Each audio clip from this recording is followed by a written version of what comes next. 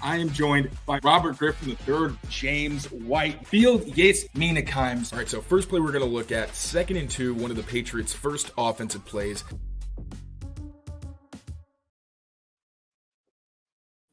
What's going on, everyone? Can you hear me? Yeah. Okay, so the reason I ask you hear me because we don't have our things up, and normally it says I'm muted, and then I have to wait until it unmutes. But we're good. We're here. I'm Mike Kadlick. He's Tayler Kyles, and we're back with another episode of the Patriots Daily Podcast here on the CLNS Media Network. We're powered by Prize Picks and GameTime. We'll hear from them later. But what we're really here for today, Taylor, is to preview Patriots versus Jets. It's a Friday edition of Pat's Daily here. We pushed it for a day, made sure we had all of our P's and Q's ready for this 2-5 Jets team. So overarching 30,000 feet on this team before we get into the nitty-gritty of this preview. 2-5 Jets coming to Foxboro to take on the unfortunately 1-6 New England Patriots. Hassan Reddick comes back for the Jets as they go into, what's this, a second or third week with a new head coach? When did Saleh get fired? I think that's a good question. Yeah, so a couple weeks though, interim head coach Jeff Ulbrich, and he mentions today as well that Hassan Reddick is going to play for the Jets after they reworked his contract, him and Drew Rosenhaus with the team. So a little bit of help there for the Jets off of the edge. A couple other injury notes that we'll get to, Taylor, and we'll kind of talk about that as we go through our keys to a potential Patriots victory. But first and foremost, on and I just had it, I'm sorry. On the Jets side of things, I believe it was Connor Rogers had it, our good friend Connor Rogers. Michael Carter, DJ Reed coming back in the Jets secondary. Massive for them. Morgan Moses looks like he's trending in the right direction as well. And yeah, they get Reddick back as well. So it's going to be tough sledding potentially for these Patriots getting a couple of their guys back. But the Patriots on their side of things injury-wise, we were just down at practice. Jalen Polk with the head injury, Layden Robinson with the ankle, Jonathan Jones has been dealing with a shoulder, and Daniel Quale with an abdomen injury. Those four guys were not at practice on Friday. We'll have an injury report in a couple hours here to see if they end up getting ruled out early, if that was just a maintenance day, things like that. We'll kind of be able to glean a little bit more once those come out. But Taylor, when you look at those four injuries before we get into the game itself, what do you make of Robinson still not practicing, and then John Jones and Quale popping up? Quale is going to be tough as we get into the run game. Sort of, where do you see those impacting them across the board? I guess. Yeah, with Layden, we spoke to Scott Peters this week, and he was talking about how Layden really was getting better and had a good start to the game last week before he unfortunately got hurt. Now it's likely going to be City So at right guard, and City struggled last week in the run game. It wasn't all great. You know, there were some times where he really wasn't able to get enough movement, and that kind of led to some bad runs. Also in pass protection, like we've talked about it, the third down to Kendrick Bourne, where he immediately gets beat when he tries to shoot his punch against Eric Armstead, and then Drake May's pressure, and it contributes to that incompletion. So Layden Robinson wasn't perfect or anything, but really City So seemed like a guy they haven't really wanted in the lineup unless there was an injury, and I feel like that's kind of telling. City looked solid last year, and it's not even like – it's curious because if everyone was playing poorly and, like, regressing, I would think, oh, it's the coaching staff. But, like, right.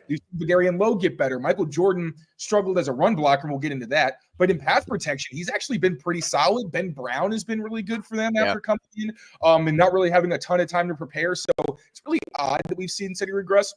But he's likely going to be at right guard.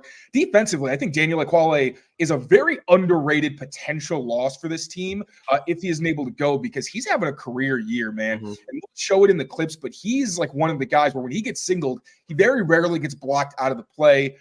He's had a couple games this year, I think, that were the best in his career. So if he isn't able to go, then you're relying on guys like Eric Johnson, Jaquelin Roy, Jeremiah Farms maybe. And, Jaquelin Roy honestly has been solid, and he's shown some good things, but he's been inconsistent.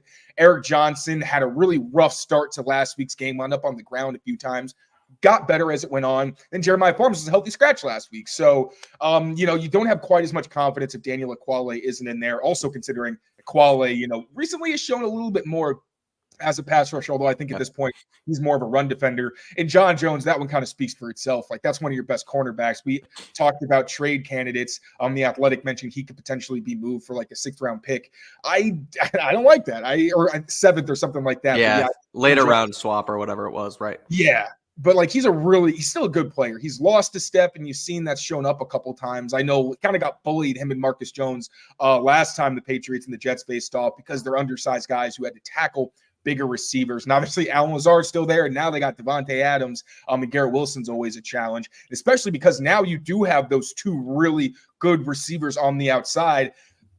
Christian Gonzalez obviously will probably do well against either one of them, or at least be very competitive. Right. But Marco Wilson, we talked about this. We actually haven't heard his name very often, so maybe he's improved. I think that was the game where he ended up getting benched. I think maybe he either didn't play the next game or like his snaps went down for a bit, but he's kind of rebounded. But still, you'd like to have John Jones out there for his toughness as a run defender and for his intelligence and stickiness as a coverage guy. So yeah, the defensive side of the ball, if those two guys can't go, those are big potential losses for them. Yep, for sure. Another update along the offensive line is from Mike Reese, Vidarian Lowe, saying that his ankle responded well to the last 2 days of practice. He notes that there's still 48 hours to kick off, but things are moving in the right direction. Mayo also mentioned today before practice that he didn't want to, necessarily give too much because they hadn't practiced yet, but they were seeing where Lowe was going to go, and it seems like, again, he's moving in the right direction, so he may end up suiting up and playing left tackle for the Patriots. Before we get into a couple of the keys here, Tayler, I just want to mention to anybody who's watching, we're going to also do a quick Q&A at the end of this episode as well, so if you have any Patriots-Jets questions surrounding the team, what's going on, this week, post-London trip, Drake May, all that stuff, we'll try and get to some of those after we get into these keys to the game. But first and foremost, Tayler, let's start with the Patriots establishing the run, because the last time these two teams played, they rushed for only 78 yards, but it was only on 15 carries. So they still got, a good push, 5.2 yards per carry. But over the last 2 weeks, it's been a completely different ballgame from the run game. Haven't ran the ball well at all since Drake May has become their starting quarterback. Part of that, obviously, I would say was 2 weeks ago, Ramondre Stevenson was out. This past week, he was healthy and back, but he hadn't practiced since leaving that Texans game with the injury. So he's now fresher, has been out there practicing. He missed the other day for personal reasons as well, but it looks like they're going to get him back. So how do you see this run game going up against this Jets defense, and how do they establish the run against New York on Sunday? Yeah, so when I spoke to Scott Peters about why the run game has struggled the past couple of weeks, he mentioned the personnel. And, Michael Jordan really was the guy that struggled the most, I think, last week, especially. Like, a lot of the backside pursuit stuff was an issue. But, he's still learning to play with Ben Brown. He had DeMontre Jacobs next to him for, I think it was only like the second time. If they play together at all. Honestly, there's so many offensive line combinations. It all goes together. It's genuinely hard to remember who played where on what week. But, yeah, those are really the big issues. So hopefully another week, more coaching up, they improve that way, because I think there are going to be opportunities against the Jets' run defense. And the big reason why, I'll actually start with their rush defense right here, put it up on the screen. Now, the Jets have not really defended the run very well since these teams last met, since week 4. Obviously, they played in week 3. They've been one of the most run-on teams, actually. Both the Patriots and the Jets are top 3 in terms of rushes faced. And you see a positive EPA rate. Basically, all that means is how many times did you run the ball or somebody run against you and you allowed positive yardage. So like first down, you get at least 4 yards. And second down, you get half of that yardage. And on third down or fourth down, it would be a conversion. So on 40% of runs, they're allowing offenses to have positive gains. That's bottom 10 in the league. And then missed tackles have been the biggest issue for this Jets run defense. That's why if Ramondre Stevenson can go, if Antonio Gibson's feeling better, his role was reduced last week. It looked like he had an injury, but the team didn't announce anything about his status. So it was kind of weird. Like, all right, what exactly is happening here? But those two guys can play. They're two of the best tackle breakers in the NFL, specifically Ramondre Stevenson. Antonio Gibson statistically has also been very efficient at making people miss. So that could be a big area that they will look to exploit. And then when it comes to tackles for loss or no gain, that's where the Jets have still been competitive. And with their style, they're an attacking front, right? They're going to blitz. They're going to slant. They want a lot of post-snap movement to create confusion and mess up your blocking schemes. And that has also led to some explosive plays for them, as you can see, or some negative plays in their that go in their favor. But also, again, you're missing tackles at times. You're letting guys run on you pretty effectively. So it's been pretty boom or bust for New York. But then, like you mentioned, when you look at the Patriots, it hasn't really been great for them either. Since week 6, they haven't been able to run the ball very much, again, because they're kind of getting blown out. They're not really having a lot of opportunities to run the ball and be in command of the game. But the biggest thing that kind of stands out to me is the yards before contact.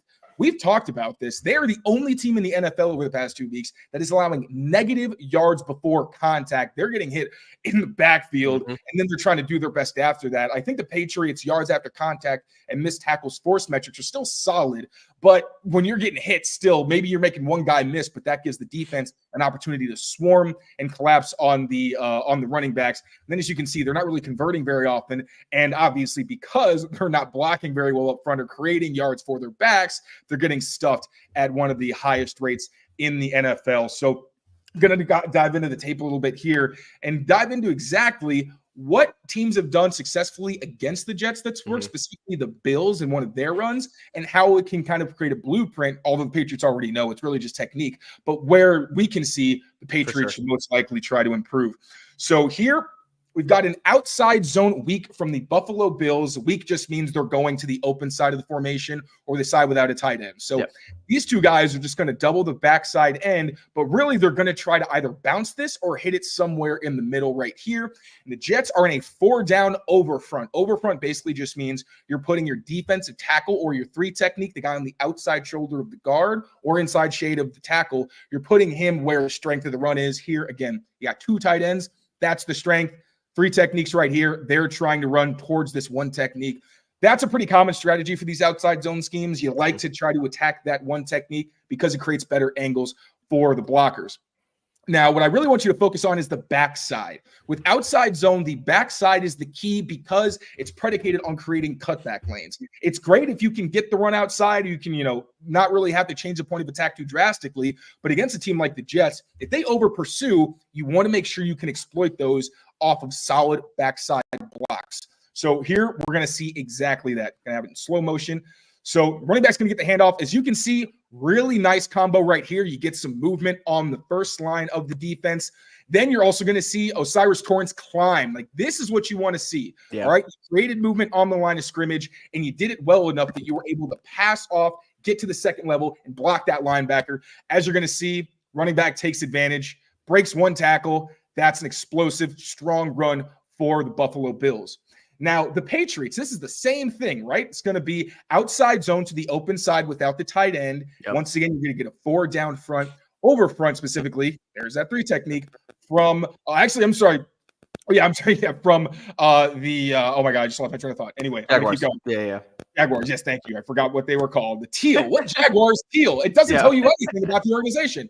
Anyway, so what you're going to see here, you're okay. Look how quickly also Michael Jordan gets off this block. So he doesn't really do anything. Yeah. Right. There's not a ton there for DeMontre Jacobs. And to be fair, like, Michael Jordan's thing isn't really power. He's more like a freak athlete. So he's not going to get you a ton of movement. But even worse here, not only do they not get good push up front, but then at the second level, the linebacker gets past him, crosses his face.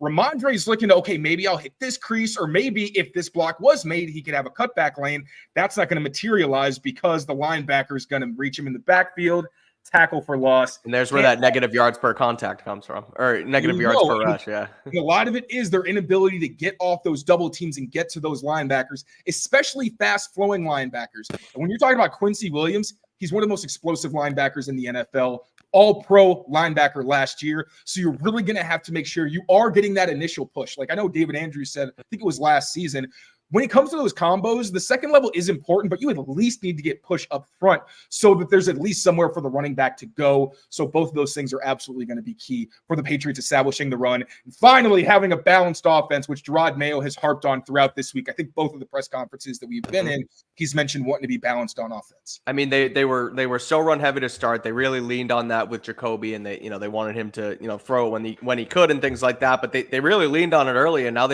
not that they've went away from it, but it's just been so inefficient. I think it's for a multitude of reasons. I mentioned Ramondre earlier, but also, it's the changes up front and having to sort of establish I keep saying, but 5 guys looking through the same lens and establishing your run lanes that way. It's not going to happen when you're constantly rotating guys through. So hopefully this week, Mondre gets healthy, Vidarian Lowe comes back, and they sort of have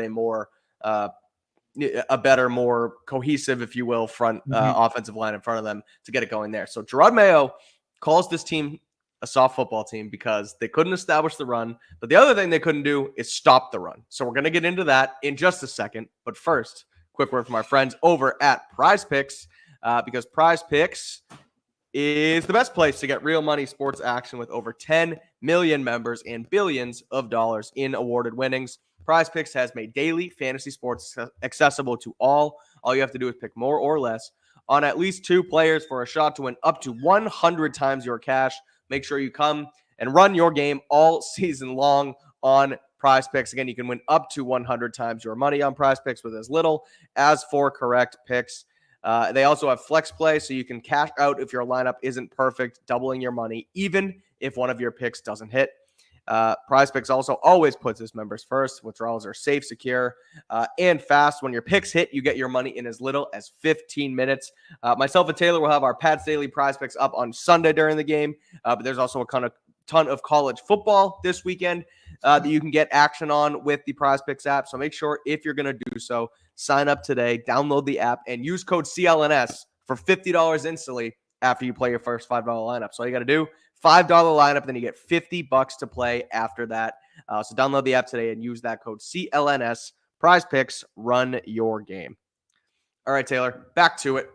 Patriots, like I said, they got to establish that run. They got to help Drake May out in that regard, give him a little bit of a run game so he can open up the passing game. But what they also have to do on the other side of the ball is stop the run. When they played the Jets in week 3, they let up 133 yards on 33 carries, 4 yards per carry. So not terrible, but they've really let up over the last couple weeks, 170 plus in their last 3 games.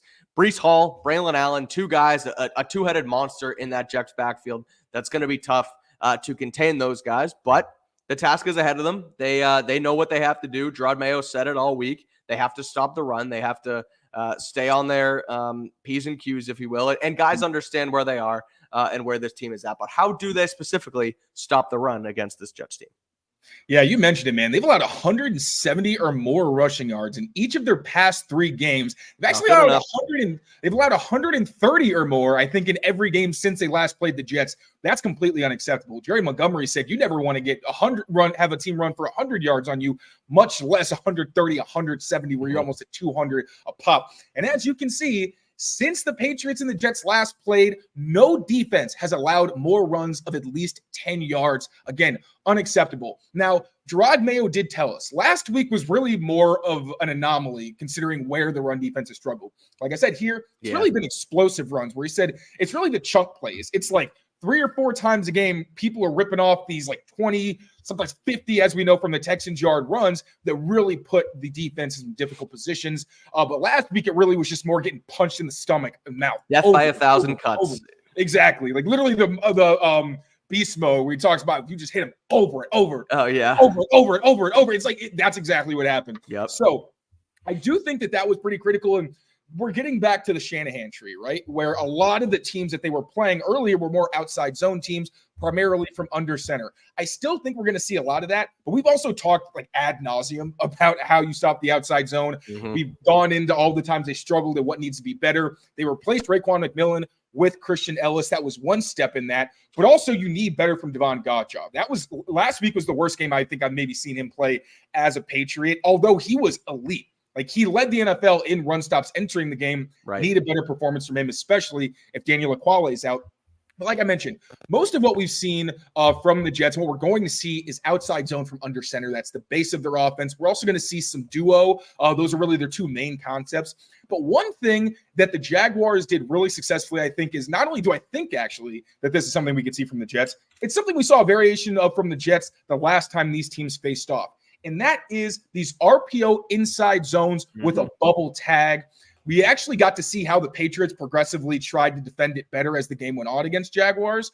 Really just came down to execution. Surprise, surprise. It's run defense. But I'm going to give you an example of what it looked like against the Jets in that week, then how the Patriots ended up adjusting last week in London. So like I said, we're going to get 3-3 over front from the Patriots. So that means you got the 3 down linemen, Dietrich Wise, Devon Gottschalk, Daniel Ekuale, 3 linebackers. You got, I believe this is Anthony Jennings, Joshua Uche. I can't remember which one, to be honest. We got the end zone angle, so we'll figure it out.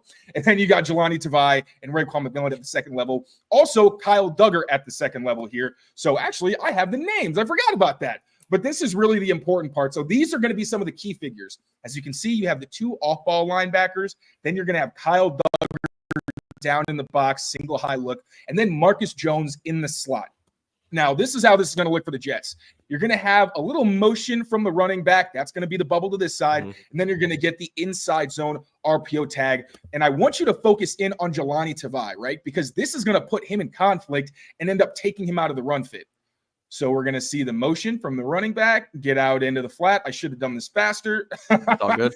And we get the handoff, and you see Jelani Tavai. He's looking at the mesh point, but he still has to respect the fact that this could end up being a throw outside because it's single high. If these guys get blocked up, nobody's there to take the running back. So he has to respect it. What that does, takes him out of the box. And then, as you can see, you only have 5 guys in there, get a hat on a hat for the Jets. But the reason they stop it is because they play well up front. Now, on this play from the end zone angle, take a look at Devon Gottschall and Daniel. That's Joshua Uche. There you go.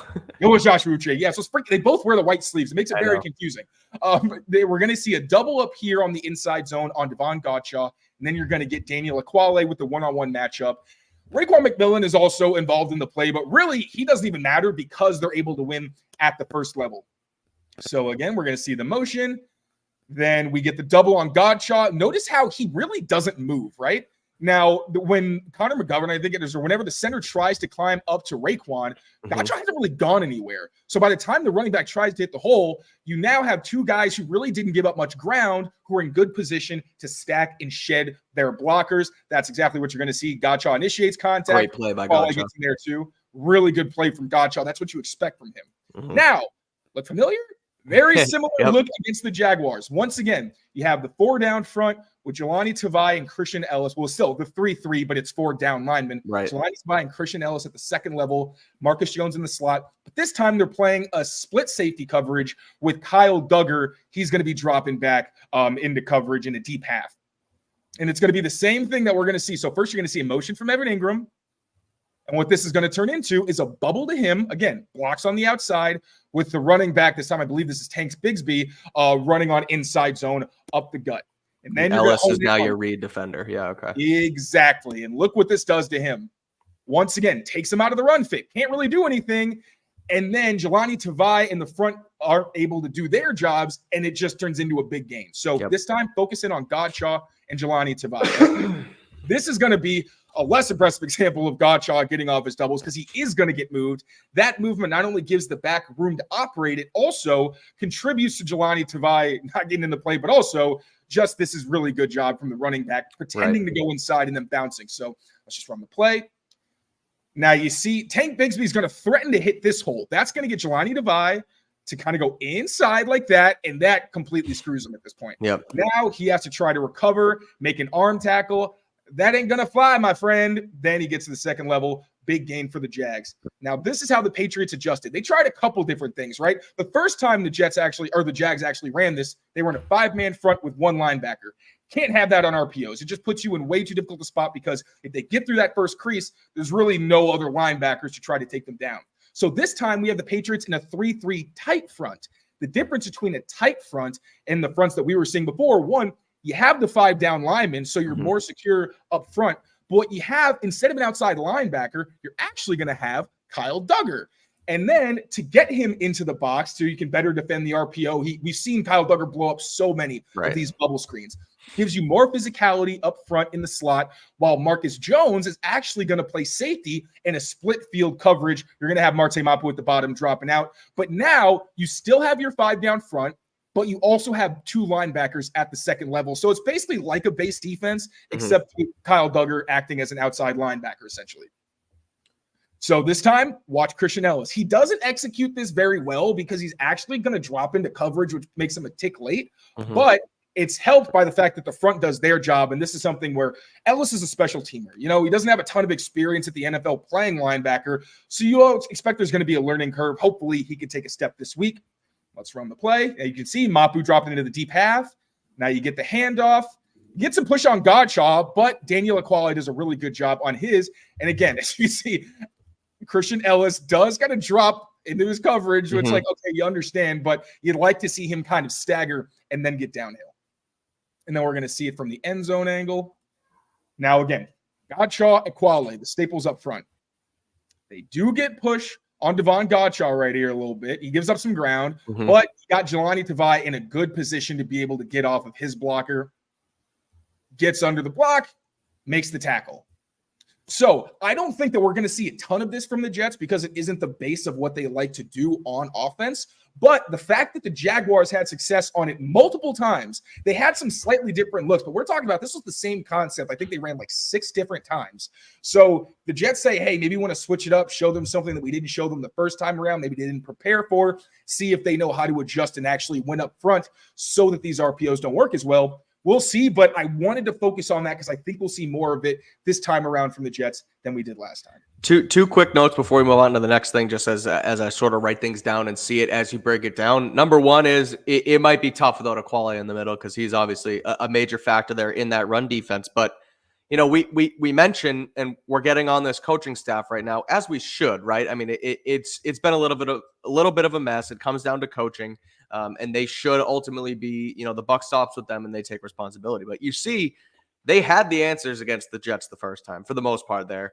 It was all about execution and player execution. And you see in that, in the Jaguars game, guys can't get off their blocks. Guys aren't in the right spot. And that's why Tank Bigsby goes for, 5, 6, 7, 8 yards, 10 yards or whatever on the play we showed.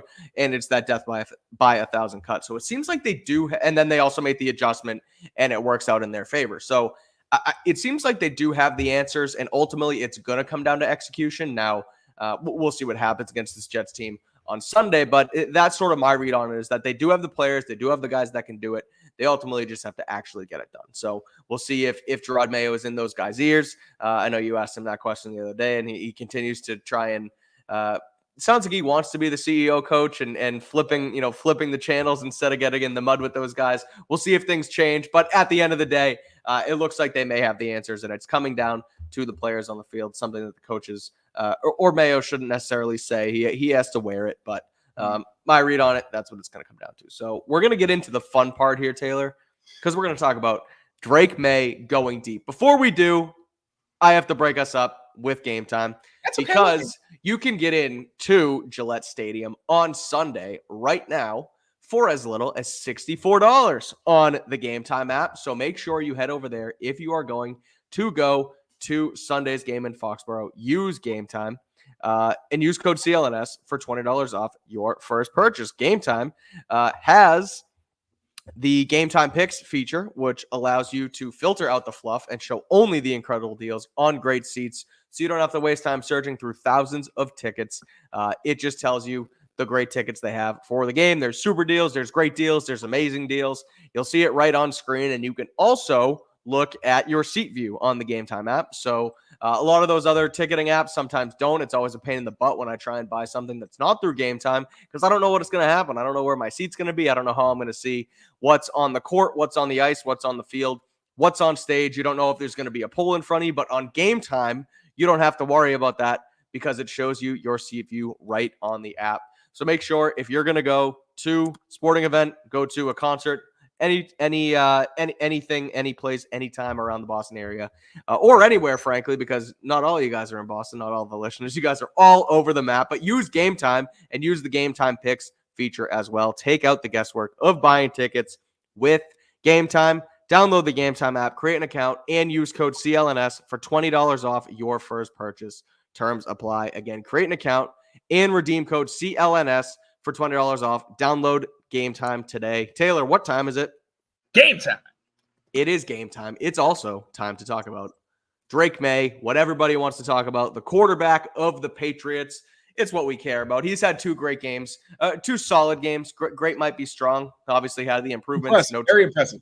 Impressive. That's the right way to say it. Listening to TC McCartney today, it sounds like those guys in the room are impressed with just the way he's been able to take everything in, drink through a fire hose, and really play some pretty solid football. He was asked today, like, how you balance, a guy who wants to come in and win football games. And we've talked about it, Taylor, how he's really hard on himself, and one of the first things he said is, man, this football team needs a win. Man, this football team needs a win. And McCartney was asked, how do you balance, hey, you need a win and you're going to come off the field pissed off if you don't get a win, but quarterback Drake plays really good. How do you compartmentalize that and make sure he doesn't get, 2 in his head? And he gave a good answer, and just how, you can look at it both ways. You can nitpick the types of things that he does on the field and this and that. But at the end of the day, if you play well, you got to do your job, and that's all you can do. So let's talk about Drake May and what he can do in this offense this week against the Jets. And your main point, Tayler, is for him to go deep, right? Mm-hmm. Attack the deep part of the field, something he did several times on Sunday against the Jaguars and had a little bit of success on it. So take us through it. How do the Patriots attack the deep part of this Jets defense on Sunday?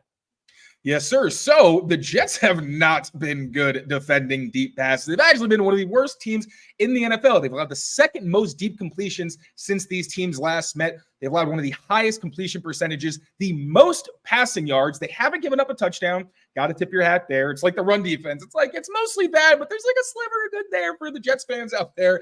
And the success rate has been under 60%. That is also bottom 10 in the NFL. Now, when the Patriots and the Jets last met, the Patriots went 0 for 3 on deep passes. One of those was a Hail Mary, so you can kind of scrub that. It was right before halftime. They did have one successful play. It was a defensive pass interference that Jacoby drew when throwing to Tayler Thornton. That was the only success they had going deep. But things have changed because Drake May has actually been one of the best deep passers since he became a starter. Now, obviously, very small sample size. My boss, Bill Smith at Next Gen Stats, would eviscerate me if he saw that I used a passer rating stat for a guy who's thrown less than 10 these types of passes. He always used to get on me for that. But you know what? I'm trying to. You need a sample size, Taylor. Come on. They don't teach you sample sizes over there at NGS? Nah, they do. I just didn't listen. That's okay. Well, I don't anymore. I did then because my job depended on it. But Drake May, once again, he's top 5 in deep completions. But then when you actually look at the efficiency, again, very small sample size, but he has the highest adjusted completion percentage. That includes drops, I believe. That's really the biggest thing about it.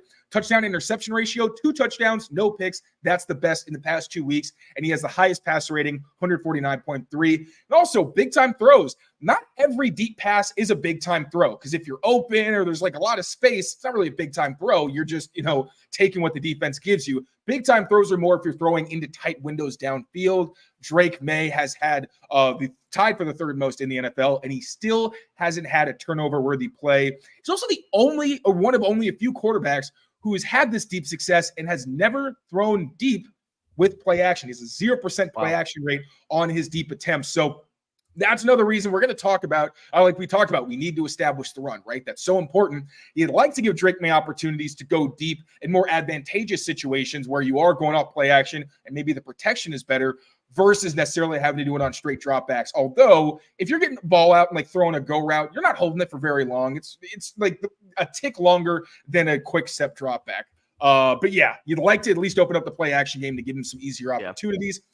We're going to talk about what exactly the Patriots can do to create those opportunities. So here we have a shot play from the Minnesota Vikings. And this one is actually going to be off of a pick play, which the Patriots haven't run a ton of. And honestly, I haven't been super impressed with Alex Van Pelt's man beaters. Unlike Josh McDaniels, who, if you played man against Josh, he'd pick you apart. Like literally, he would just create collision after collision after collision to get guys open easily. Alex Van Pelt really more relies on his guys to win in a phone booth, but that's why you have guys like Pop. That's why you have guys like Kayshon Boutte who can win. Boutte. Oh my God, I'm hearing it so much. I'm starting to say Booty. His name is Boutte. I know. Kayshon Boutte. Yes, thank you. So when you got guys like that, it gives you a little easier answers over the middle and obviously outside. So the guys we're going to focus on here are Sauce Gardner and safety Tony Adams. Sauce Gardner has gotten picked to death this season. He's having a really down year, and a lot of that is because on these designed rub routes, I don't know what they're coaching, but for some reason they keep having miscommunications and guys end up on the ground. This was the most egregious example I saw where actually 2 different guys are going to get open. So first, we're going to have a motion, and that's going to start to create some confusion once you get this late bunch. Because look at Sauce. You see how he's trying to communicate before the snap and tell Isaiah Oliver, all right, you got this guy, trying to make sure everybody's in the right place. Here, you're going to get Justin Jefferson as the number 3 in the bunch. This specific type of shot, where it's the number 3 in these bunches going vertical outside, these have been killing the Jets. I haven't seen any tape of them being able to defend it, so I'm hoping that Alex Van Pelt steals this one and creates an easy deep shot opportunity. You're going to get him kind of fading out, then going vertical. I'm not positive what exactly this is supposed to be.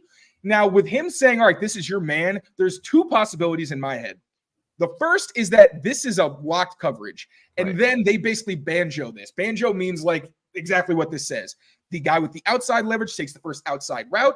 And then the guy with inside leverage takes the first inside route. It's designed to stop you from getting picked. Right. But what it also could have potentially been is just straight up man coverage. But because this is a tight end, I don't think that's the case, because then you'd be putting Sauce on a tight end and then safety on a receiver on Justin Jefferson. That wouldn't make any sense. I just wanted to at least acknowledge I'm not 100% sure. And you're going to see if why. It was straight man, you would think that the safety and Sauce would just flip here.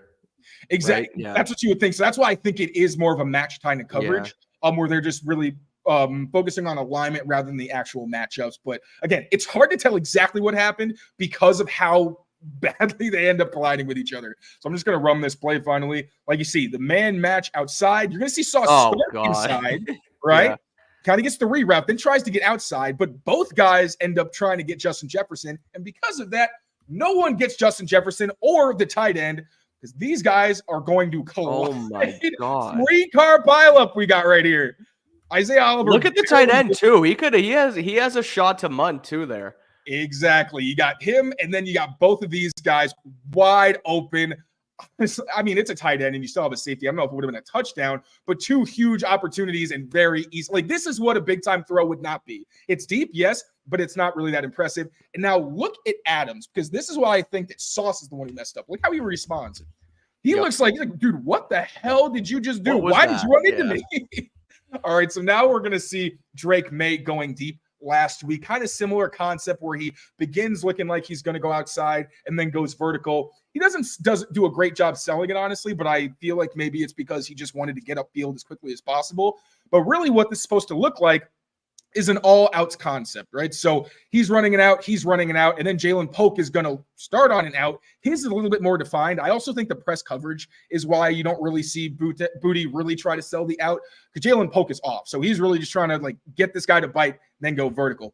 But you're going to get the fade out, and then you're going to get him going upfield against what looks at first like a split field coverage. It looks like you really wouldn't want to throw outside, but what we're going to see from the Jaguars post-snap is they actually rotate to single high middle field close coverage, and that's where Kayshon Bouttie's route is more ideal. Drake does an excellent job reading the coverage. Then, despite the fact we've broken this down already, but despite the fact that he's got a pass rusher bearing down on him and his receiver is only even, what do we say, Mike? He's leaving, baby. See ya. He's leaving because he's even. And Drake May with a really good job here, giving his receiver a nice ball, despite the fact that he may have thought he was going to get hit. And also great extending catch from Kayshon Boutte. Gets his feet down, secures the ball. Big play for the Patriots. So I'm hoping we see a lot of those pick plays. Again, the bunches with the number 3 running the vertical route. We saw that tight formation from the Patriots. They use a lot of bunches in obvious pass situations, so maybe we will see that specifically. Some other opportunities I noticed were crossers off play action. We've seen those from the Patriots. Just need Drake May to put that ball on this receiver's upfield shoulder so they can maximize yards after contact. And then also deep shots against Quincy Williams from running backs. We haven't seen a whole lot of Antonio Gibson deep or Ramondre Stevenson, but in practice, we see they practice it. Like, the running backs do work on catching deep balls, so hopefully we finally see those guys get involved in the downfield passing game. Taylor, I'm excited for them to continue to, or I guess I'm excited to see Drake May keep growing in this offense, and not this offense specifically, but as a player, because really he is what the Patriots have right now. He is the light at the end of the tunnel, the exciting player, arguably their best football player right now overall, because everyone else is just not Gonzo. Okay, fine, you got me there. It's probably Gonzalez, but Drake May, obviously his stature on the team. So I'm excited to see what they continue to do. So let's go through. Sorry, I just want to hit some of these comments, especially this one from D. Even though we were talking about the defense when D put this up, but the linebackers have to have better play recognition. Taylor, do you agree with D here? And also, thank you so much for the tip. We appreciate it. Yeah, so with Jelani, it doesn't feel – sometimes he does seem like he's a tick slow. I don't know how much of that is really just trying to maybe hide behind his defensive line. Like, one of the plays we showed, he literally was hiding behind Devon Godchaux trying not to get blocked. But Christian Ellis, that definitely was an issue for him that I saw last week. Part of that is inexperience. We saw them kind of mix Raekwon McMillan in as well. But yeah, absolutely, I would agree that the recognition could be better. Let's hit a couple more things in the chat before we get out of here. First and foremost, there is someone called Delusional Jets fan in the chat right now. He is doing a lot. Sounds like a Jets fan. But, Taylor, he complimented you. and said you're cool and the rest of us are boring and the Patriots stink. But hey, we appreciate the comments. We appreciate the kind words to Tayler anyway. Here's No one name question. calling, please. I had to put him in timeout because he was doing a little, like I said, he was doing too much. Okay. Javon Baker has become a topic of discussion here with the illness over in London, but the wide receiver room in a little bit of disarray with the KJ Osborne talking about a trade, Kendrick Bourne saying guys need to be better all across the board. Baker gets sick in London, doesn't practice, doesn't play. But it sounds like to me with the moving parts around the wide receiver room, Jalen Polk probably out with a concussion, that there's a chance Tyquan Thornton's active this week that Gerard Mayo mentioned, and perhaps we see Javon Baker at some point down the line as well. What role should or would Javon Baker have in this offense when he finally gets his number called? I think it could be very simple. I think you just put him at X, have him run vertical routes, a slant and a dig every once in a while. But he was one of the best vertical threats in college last year. It wasn't because he was a great speedster. It's because he does a good job with his releases. He's got strong hands, and he understands how to win when guys are tight to him. Like, he knows how to fight and ward off coverage. And also just his running style is kind of unconventional. I don't want to say Stevie Johnson because he was like the standard of guys where even the elite corners are like, I don't really know how to read this guy's. I don't know how to read this routes because the pacing, the style, the way that he ran those routes was so different. But yeah, I think it's pretty simple. Just put Javon Baker as that ISO receiver where we saw him with Drake May in the preseason. And if he's playing well, let him eat. I'm with you. All right, I think we have only a few questions here, but let's get to Tyquan Thornton because I mentioned him as well. Let's talk about what he could potentially bring to this offense. Sounds like he could be getting snaps. Do you think it's more so, and we talk about this in our stand-up that's going to be coming out on Patriots Press Fest here a little bit as well, just Thornton's stance in the wide receiver room, if he would be a potential trade candidate, what they could get for him.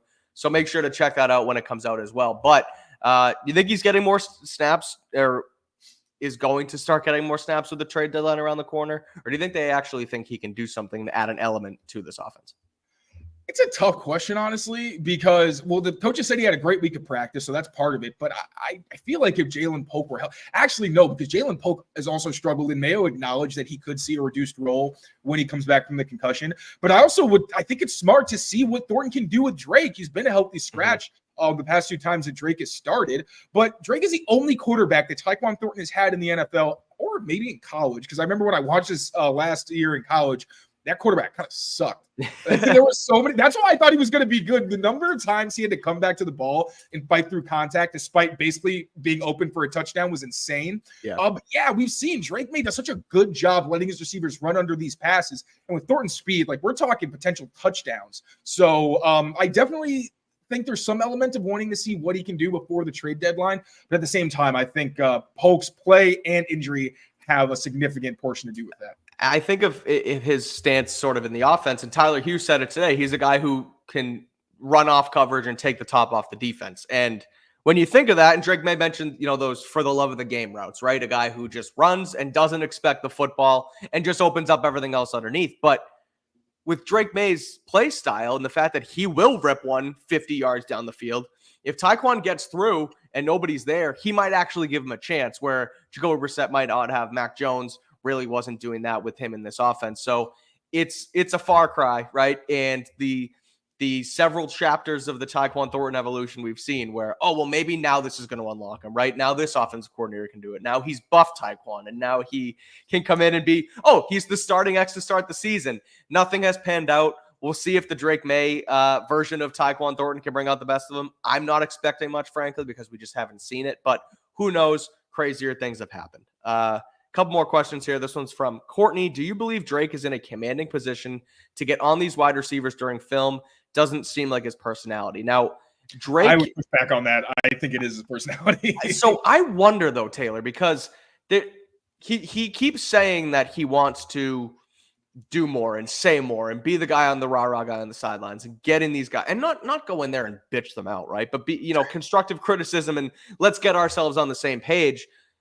But he continues to say, like, I want to do this and I want to do that and I'll grow into this. And I meant to ask him it this week and I didn't get the chance to, but I'm curious if this is a part of his personality and his leadership style.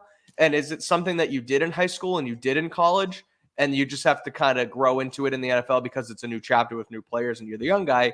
Or if this is something he's really trying to channel that he hasn't done before. And I didn't watch a ton. I watched him at North Carolina when, the draft process was going on, but I didn't pay much attention to like his leadership style and understand if he gets in guys' faces and gets on guys. So I'm curious if this is going to be a learned behavior from him, or if it's something that he has in the past that he can kind of channel moving forward.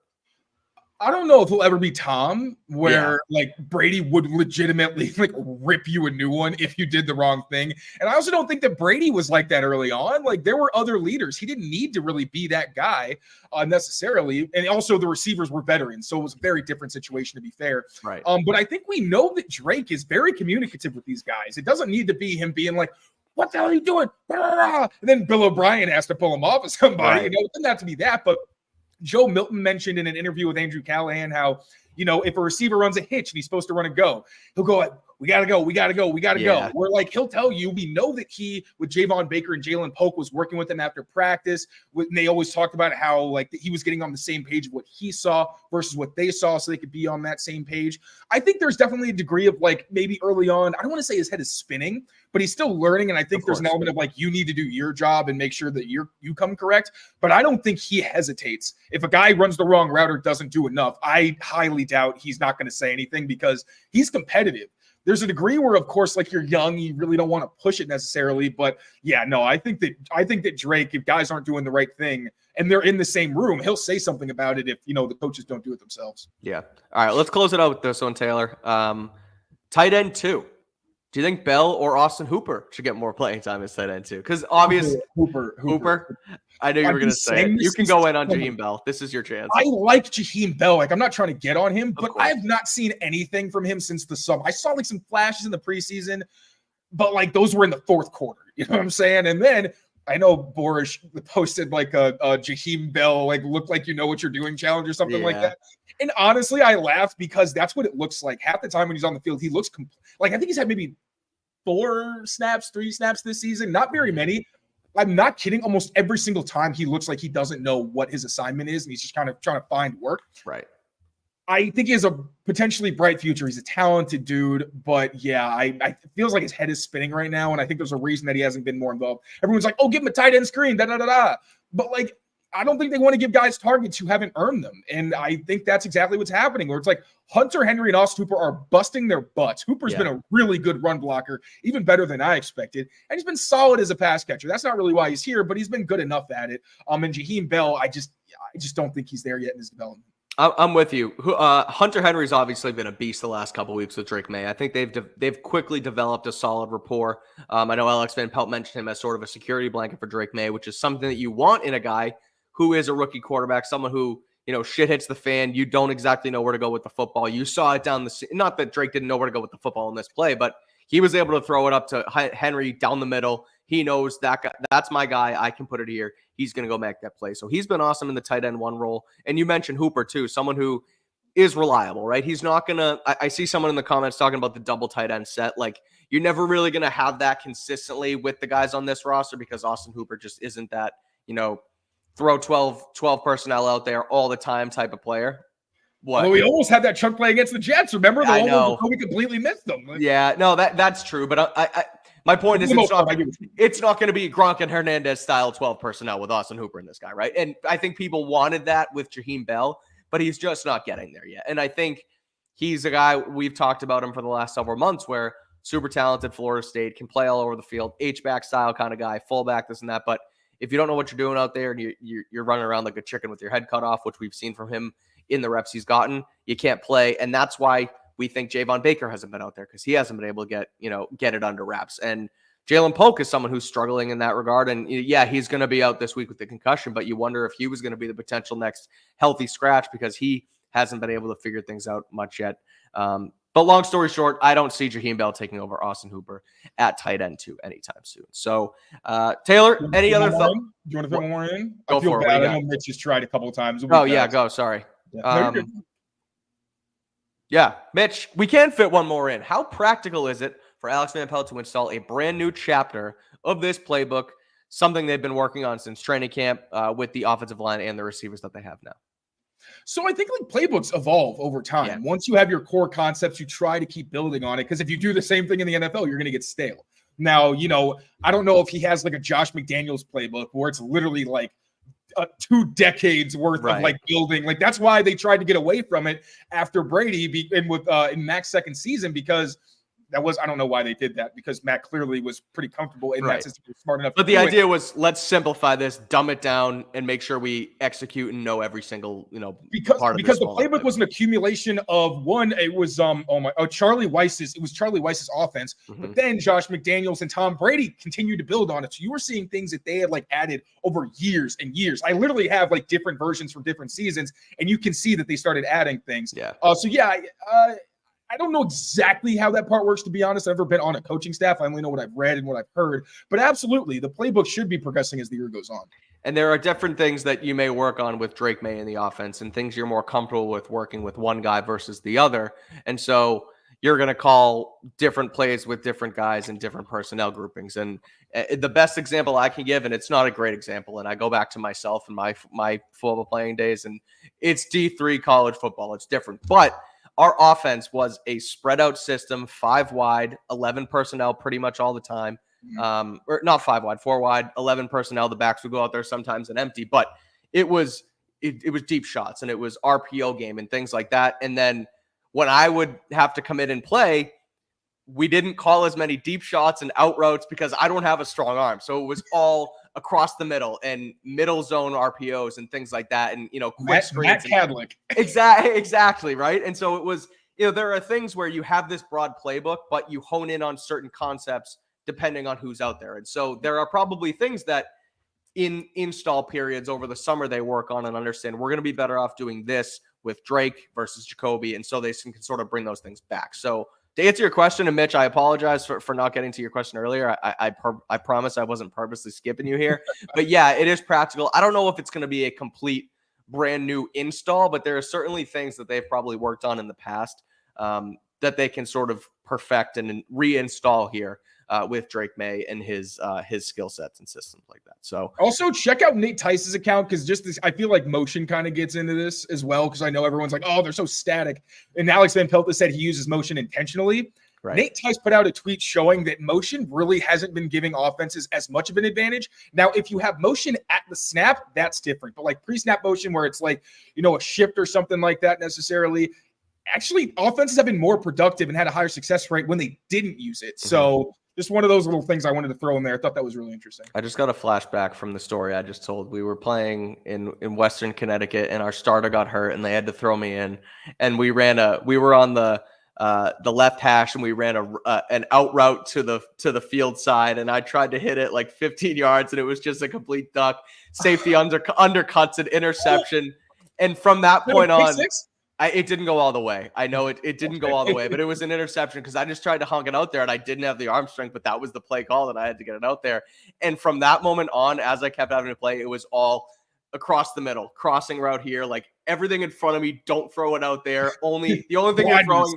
Yeah, blinders. The only thing you're throwing on the outside is a quick fade or something like that because you just can't get the football there. But I'm throwing one for my playing days. It's kind of the opposite. So I was the backup. I was a third string punter. I had a leg. Like I could legitimately punt it like from one end of the field almost to the other.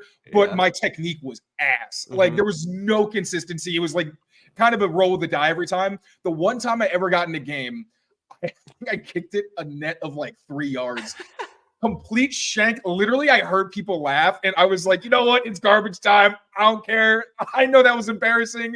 You guys know I can do it in practice, but so it's funny. Scary when the rush is there. I heard the footsteps. I was just like, ah. Yep, it's a lot. It's a lot different once the lights come on.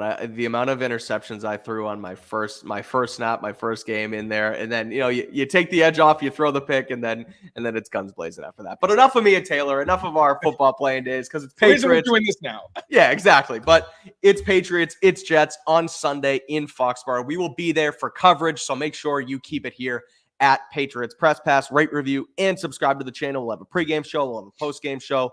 We'll have our stand-ups, all of our coverage. We'll have some written stuff on CLNSmedia.com, so make sure you keep up with it there on the website. Follow Taylor on Twitter at TKyles39 and follow me on Twitter at Mike Kadlick. This was our Patriots versus Jets preview. If you came in the middle of it, make sure you go all the way back to this front. We talk about the Patriots injuries, stopping the run, establishing the run, and how Drake May can go deep and get after this Jets defense. So until Sunday, thanks for watching. We appreciate y'all being here. Take care of yourselves. Take care of each other. And we'll see you next time. Peace out, everyone.